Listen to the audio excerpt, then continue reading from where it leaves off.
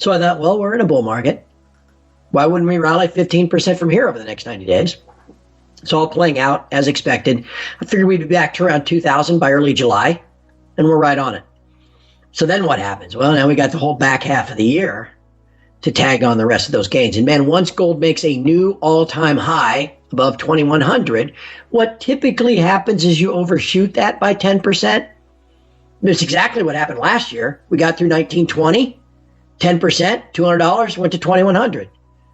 So when I came up with that price forecast back in January, I figured, well, we'd exceed the old all-time high and then tack on 10%. So I still think we're going to 2,300. Silver, could not have foreseen all this silver squeeze stuff, so maybe it'll get even more exciting. But as you look at the chart, there's at least some, you can go back and look how it played out in 9 through 11. And once we get above 30, we should go to 34 pretty quick. And once above there, 36, 38, I still think that's exactly going to be right. And man, oh man, if anybody's in the mining shares, particularly where, you get that leverage and you can make a little fiat, where do you think some of those shares will be if I'm right? And by the fourth quarter, we're talking, price levels, 2,300 and, 35 or something. You look at the rest of the base metals, and some of the other commodities, silver's not even keeping up with copper. And so I'm not sure in terms of affecting the derivative price, which is what we're talking about here. Not sure we've had that great of an impact just yet. But man, oh man, on the physical market, we're having a tremendous impact. And I might share this with you. I know you know Andy Scheckman real well, and you know the folks at Miles Franklin. You might ask Andy about this. I was down at APMEX, which is the largest online dealer, about a month ago. And I'm talking to Ken Lewis, who's the CEO. And we're just kind of shooting the bull. I've known Ken for a number of years. And we're talking about premiums. And he goes, oh, man, you guys have just dried up everything.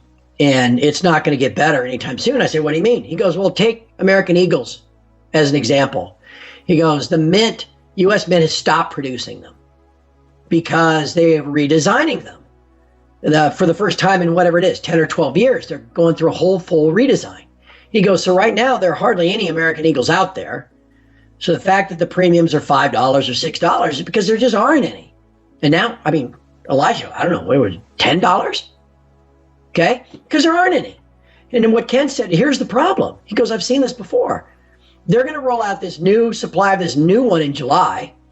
And it's not only is it going to be, all of you and your silver crowd that are going to buy them up, every collector and dealer and everybody's going to want, the little book that has them in. Everybody's going to want the brilliant uncirculated kind. There's going to be extraordinary demand in July and then in August. And he says, I don't think we're going to get back to a normal situation for Eagles till 2022. Well, then what happens, in the intervening time? People aren't going to want to pay $10 in a premium. So then they're going to start gobbling up Maples and Britannias and everything else. And those premiums are going to skyrocket. And then if the demand continues like it should, because so many are involved in silver squeeze, the generic rounds and bars and all that stuff. And pretty soon the price gets so bifurcated, that everybody will be talking about the fact that silver, the COMEX price is 28, but you can't buy it for less than 38. So what's really the price? And then they got to meet at some point. So I think everything lines up. The demand is having an impact. I don't know it's had an impact yet, but it will if we keep this up.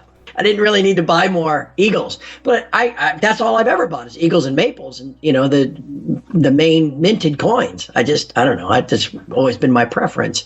I go back to March of last year when the paper price went to 12, but you couldn't buy it for less than 24. And that was a real wake up call for a lot of people. And eventually what happened? They met in the middle at about 18 and briefly and then we went from 18 to 28. Because again, that's a real threat to the system, that bifurcated price. Well, wait a second. You're talking to your dealer. Hey, I just saw it go across on Bloomberg at 28. They showed on CNBC at $27.75. I want to buy 20. No. I got $37.70. Well, what's actually the price? There's a physical price and a paper price. So it benefits the banks who want to keep the system going to let price come up, right? To close that gap. Now, here's the problem they face, though. The demand for things like physical silver goes up when the price goes up, right? Anything else goes on sale, you go down to the grocery store, you buy it, right? Silver goes on sale, nobody wants it. But when it's going up, people want it. And so that's a little bit of a conundrum.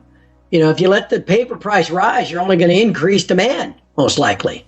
And I'll give you one more thing. We've got this looming implementation of Basel III that is going to kick in June 28th for the European bullion banks, first of the year next year for the LBMA and the UK banks, and then we'll see how that impacts all the US banks.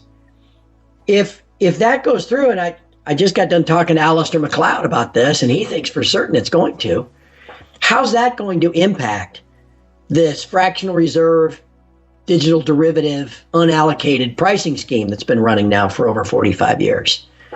I mean, that might drive price higher as well. And then you've got all this other stuff with the dollar and QE and everything else. So anyway, long answer to your short question. You set up a plan where you're going to buy some every couple of weeks or something.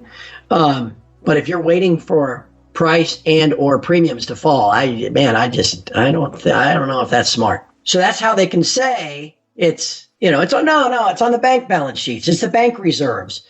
And that's how they can say, well, no, we're taking money out and putting money in. We're not monetizing. That's the game they've tried to play. And to some extent, that's how QE1 worked. Remember, they refattened, they built back up the bank balance sheets that were destroyed with all those, MBS that were worthless.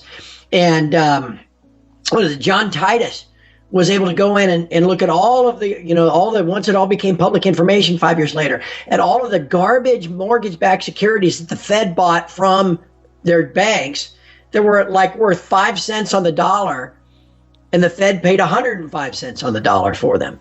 Again, dollars out, right? Buying this worthless security back, and now the Fed holds those on their balance sheet instead. Okay, that's how they reflated the banks after the financial crisis. Through that, that's essentially a repo process too.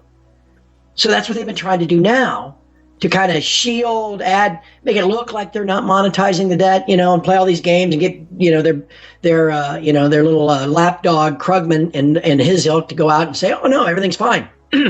Problem is, what this reverse repo thing might be showing you is that they've stuffed the banks as far as they can. Maybe there is, if the Fed can't stop, because I don't think they can.